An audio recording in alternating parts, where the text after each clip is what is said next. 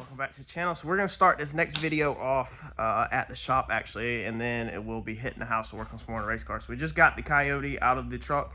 If you recall, this was my new spare motor, my new extra motor. This is one that ran, but it sounded like complete crap, like timing chains maybe has broke or something in there like that.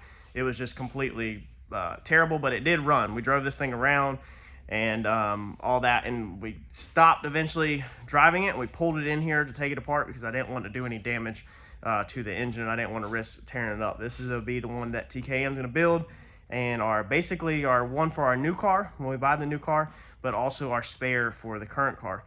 So I've been working on getting it all out, getting this truck broke down. This truck is financially washed now. It's a zero balance, so I got the Coyote for free, transmission, all that stuff for free, and just pulled the starter off. And I wanted to show y'all what we found. So I just took the starter off and put it on our shelf up here. This is our shelves of all of F-150 parts. So everything from 09 to 14, we built these shelves. Normally I've had a lot of stuff outside. Basically I strip trucks down, 09s to 14s, and that's what we flip a ton of. So we save a lot of stuff in inventory. So like we've got 2 stacks for the 5.4 and the 5.0 worth of radiators and all that. Actually there's 3 across the top, 2 right there. So it's like 2 5.01s and then 5.4s and everything. But I just went to take the starter off and it's like the Dodge all over again. So we have a hole in the side of the engine block. Obviously it chunked the rod right there through the pan and the block. Now with this being a cast block, I don't think this block is going to be worth saving at all. I just sent Kevin a message up at TKM to ask him if that's even worth messing with, honestly. Now I'll get a lot more of these engines. If anything, we just use this thing as a mock-up. We can gut it and use it as a mock-up, but we still have the heads are good, or it should be good, hopefully. Heads are good, valve covers are good, both heads, the crank, all that hopefully is good. So there's still a ton of usable Coyote stuff on here, spare stuff to keep, but I've got a feeling that he's gonna say, being that's cast, that it's not going to be worth messing with, because I know you don't weld cast that good, and it's just a Gen 1. It's not like it's a very expensive engine or anything, but I figured I'd just show you all that to start out this video, because it's pretty interesting and sucks, but it's just another spare. It's financially paid for. This was free. This engine don't owe me $1. So I went to get the torque converter bolts out right there, and it also punched through the other side. So that was the daylight I was seeing a second ago.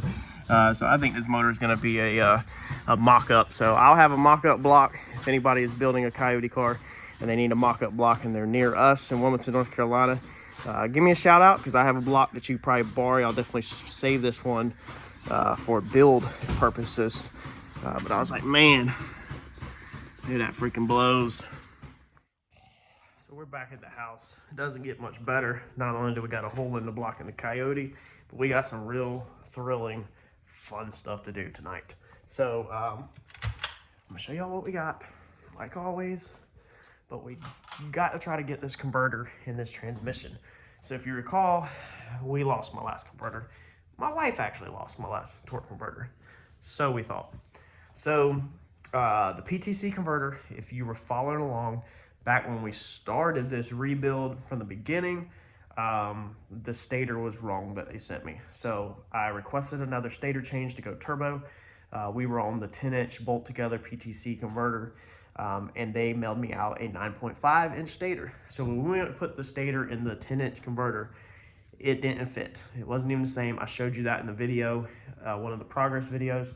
And so I contacted PTC and I was like, hey, this thing don't fit in here. What's going on? Long story short, he's like, oh, we mailed you a 9.5-inch stator and you have a 10-inch converter. He's like, the 10-inch converter is not going to work really for the Procharger.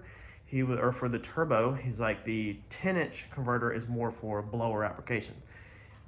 For the turbo, you really need like a 9.5-inch converter with PTC. Now that might be different with other companies. I can't speak across the board, but all I can tell you is that the owner of PTC told me that my 10-inch was not going to be efficient with the turbo, that we needed to switch to a 9.5. All right, so what do? PTC mail me back the converter, and we will basically trade it in on a 9.5, and we will get you the 9.5 you need, send it back to you. So that's what we did. I, just like everybody in this world that has a wife, you tell your wife, hey, I'm busy, I'm working, I need you to take care of these race car parts and get them back to PTC. You know, I've already got it boxed up, get their information, print a label, weigh it, put it together, get it out the door, right? That's what we all do. We have our wife mail out our race car parts. Our wife is our race car mailing department. And, well, I hope everybody's wife is as supporting as mine.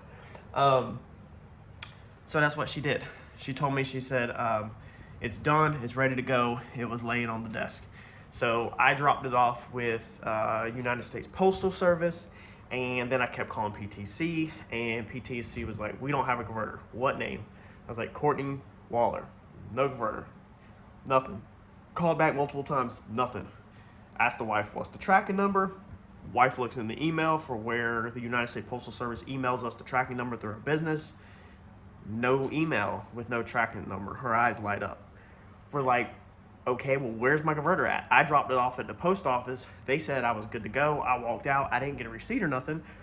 Where's my converter? I go to the post office. I'm like, hey, we don't have a tracking number. I dropped it off up here. Now my wife's afraid that she didn't even put a shipping label on it. And instead, she just sent it out the door. I didn't pay attention. It was a converter and a stator. I just dumped the boxes off. I roll. They're like, well, if you drop it off without a label, it goes to lost and found. If nobody claims it, it basically gets destroyed, is what they said. When you do research, it comes to find out, stuff gets auctioned off. So we didn't know where it's at. No tracking number, no nothing. They don't have it. I said, well, how do you go to a lost and found and claim your packages if they're gone? And she's like, well, it gets mailed somewhere else. And so I'm like, so you can't actually go claim your packages? She's like, no, not really. It's not how it works.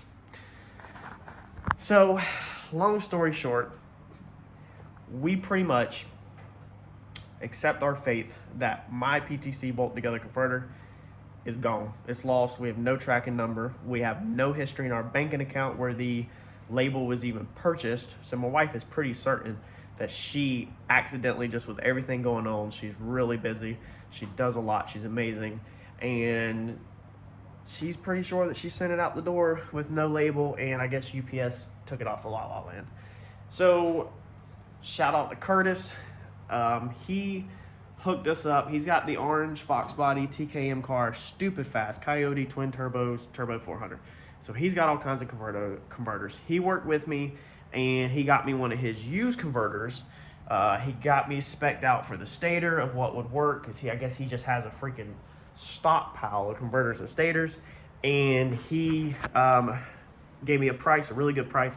He mailed it to me. So I spent a decent amount, but I got a good deal on a converter. I'll show you that. And life went on. So the other day, the wife is deleting files for our business out of the business computer, and all of a sudden, here's a tracking number. So the software or the program for USPS, when you purchase your label, how we do ours, instead of them emailing you a tracking, it then changed to where it automatically downloads to your computer and it goes into your files. Now, if you don't know this and you don't pay attention and you're just sending out stuff bulk and you don't need tracking numbers on stuff, then you don't even know it's there. So she found the tracking number, tracks it. It's been at PTC since December the 15th. So she comes back and tells me she's excited, and she's like, I found the tracking number or whatever. I'm like, okay, call PTC and get it sorted out. So she gets on the phone with PTC, gets it sorted out. The guy's like, oh yeah, it's sitting right here. The name is Alexandra on it, not Courtney. So she put her name on the ticket for the mailing, and when I called PTC up and was like, hey, looking for one with Courtney Waller on it, they're like, we don't have any up here. So it's been sitting there since December 15th. So we have another torque converter that we're putting in the car. PTC, shout out to them. Very good company to work with. Mix up on our part. It was our responsibility to have our tracking number. It would be our responsibility to know the thing was delivered. It'd be our responsibility to know the name that was put on the package. we're busy with life. The wife didn't think nothing of it.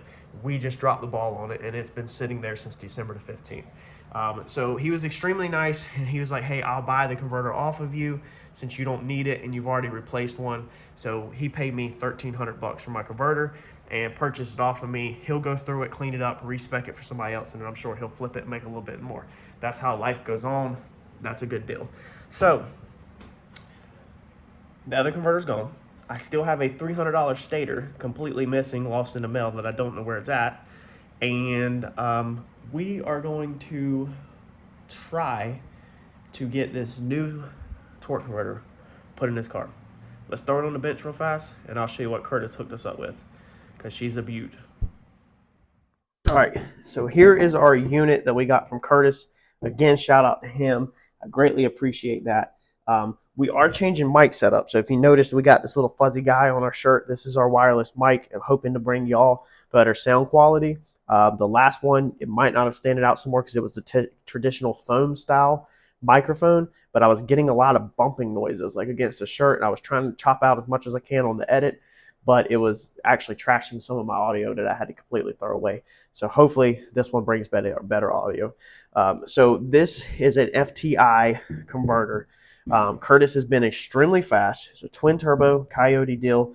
I'm not sure what he does for a living or anything, but I know that he races a ton and is very successful in one of the faster Coyote TKM cars, if not the fastest Coyote TKM car out there. Not 100% sure about that, but he's up there. So we should be good to go. I want to get the piece out of my car. We have an adapter piece to go from the Turbo 400 to the Coyote. That's a Chevy transmission. We need to adapt it over to the Ford crank, or whatever that piece is that receives this piece, whatever you call that stuff. We need to make sure that's going to go over it. I don't remember my PTC one having this little stick out. It's like, it's not an Allen wrench. I'm not sure what it is. It kind of looks like an Allen wrench head. I'm not sure. But I want to make sure that clears and that's not going to mess up my depth or anything like that. And put this thing together. Us Coyote guys that are running Turbo 400, we only use 3 bolts. So if you notice, this piece right here is flush with the outside of the converter, whereas this one is set in. So we only use 3. There's a lot of guys out there that has been 2,000, 2,500 horse plus on 3 bolts, and it's not a problem. It's extremely common. It's kind of weird when you first start learning about it. You're like, you got 6 bolts here and you only want me to use 3? But the flywheels that we use, SFI rated and all that stuff, they're literally only drilled to accept a 3 bolt. That's it. So I don't know if that's super common across all platforms or all things. I know some guys have purposely re-drilled the, did I say flywheel? The flex plate, so that they can accept all 6 bolts. But I've been told by numerous very fast, very successful Coyote companies, Turbo 400 companies that work together, that 3 bolt is perfectly fine. So let's get underneath the car. I've got 1 bolt in the bell housing that is extremely tight to the tunnel. I want to see if it will clear, if I can get it in there by hand. If not, we're going to have to drill the floorboard and make a little plug, a little 2-inch hole to get that bolt in. And if that needs to be done, then we want to obviously do that with the transmissions out of the car or back a little ways. So we want to check that before we scoot transmission back. We don't want to scoot that back and then go to put everything together. It hits and then we're fighting around the bell housing or whatever. So let's get underneath there and let's grab that piece. Let's examine that and see if we need to message Curtis or anything with any questions, or if I feel confident. The only other thing I want to double check is once we get this in the car, either tonight or later date, my goal for tonight is just to get the thing in the freaking car and get the transmission back bolted up. Then I'd be happy. But we need to check the, whatever you call the play, how much the converter moves, because there's a certain spec, I can't remember, I got to look into it, that we need to make sure is right. I already had that set up on the previous setup with the PTC converter. I had some washers that I had painter's tape wrapped around, so they were perfect every single time and they were measured. So I just want to make sure and not just throw it in that that's all the correct things. So we want to try to take our time on this. Getting this done will allow us to move forward with the starter, the lines, everything underneath the car. So let's grab that piece real fast and see if that fits on here. All right, so our piece actually, I forgot that it's hollow on the inside. So this is an adapter piece that will adapt the different sizes that you need to mate up the Turbo 400 to the Coyote. You're gonna have to order one of these if you're doing a Turbo 400 swap with a Coyote. I also have got mixed information on this. So what we're gonna do is our last one, you always wanna put some anti-seize or grease on this so that when this goes over this piece right here, it doesn't weld itself to it from heat or anything like that. We wanna go ahead and clean this guy up really good, make sure there's nothing on it. I originally picked this up off of Justin Swanstrom's video where he said to make sure you anti-seize all of this. I like to watch people's video that talks. That's the reason why I don't watch a lot of racing videos. I watch racers, but not racing videos. I watch racers build and maintain their car to try to learn, and that's where I picked it up, that you need to use anti-seize on this piece, and it's actually pretty important. Later, after talking to a couple people, they disagreed with the anti-seize, and they said you should use wheel bearing grease. They say anti-seize with heat and everything will actually dry up, and then it kind of gums up and turns into a giant mess. So this time what we're gonna do is we're gonna switch to wheel bearing grease, because this is high temp wheel bearing grease, and I guess we're gonna start making more changes to that versus our anti-seize that we were using. But no matter what side of the fence you sit on, whether you want to put anti-seize on it or wheel bearing grease, you just need to make sure that you lube this guy up with something so that hopefully it doesn't seize up. So there you go. She sits right on beautifully. Let's go ahead and coat this thing, because also another thing is if you got grease on it, then it don't rust, or it doesn't rust as easily. This is a steel piece, a steel adapter, so